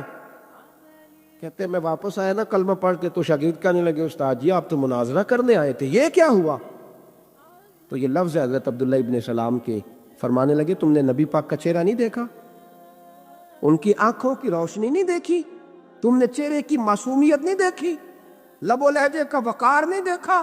کتنے دنوں کے تھکے ماندے آج وہ مدینے پہنچے اور ان کے لب و لہجے میں کوئی اکتاہٹ، کوئی تھکاوٹ، کوئی لفظوں میں جھول تم نے دیکھا ہے؟ فرمانے لگے جس کا اس طرح کا چہرہ ہوتا ہے وہ جھوٹا نہیں سچا ہوا کرتا ہے. میرے آقا مدت ہوئی ہے تیری راہ میں، اکیاں بچھاتے بچھاتے تیری حسرتوں میں، تیری چاہتوں میں. بڑے دن ہوئے گھر سجاتے سجاتے، میرا ہے یہ ایمان، یہ میرا یقین ہے، میرے مصطفیٰ سا نہ کوئی ہنسی ہے.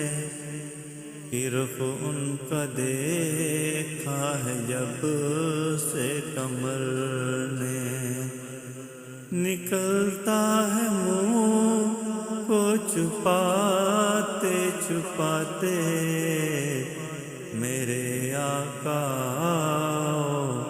کی مدت ہوئی ہے تیری راہ میں، اکھیاں بچھاتے بچھاتے. میرے لب پہ مولا نہ کوئی صدا ہے، فقط مجھ کم میں کی یہی دعا ہے.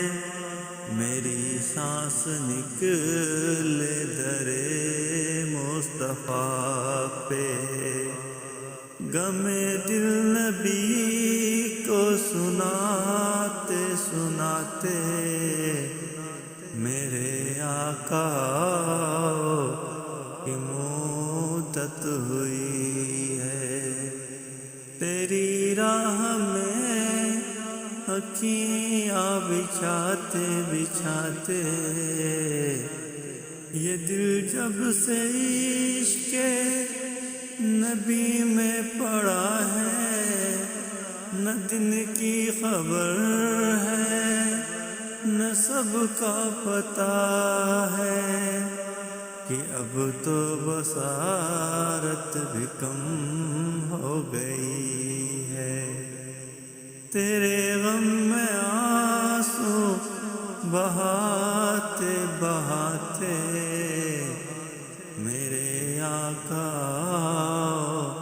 کی مدت ہوئی ہے تیری راہ میں، اکھیاں بچھاتے بچھاتے.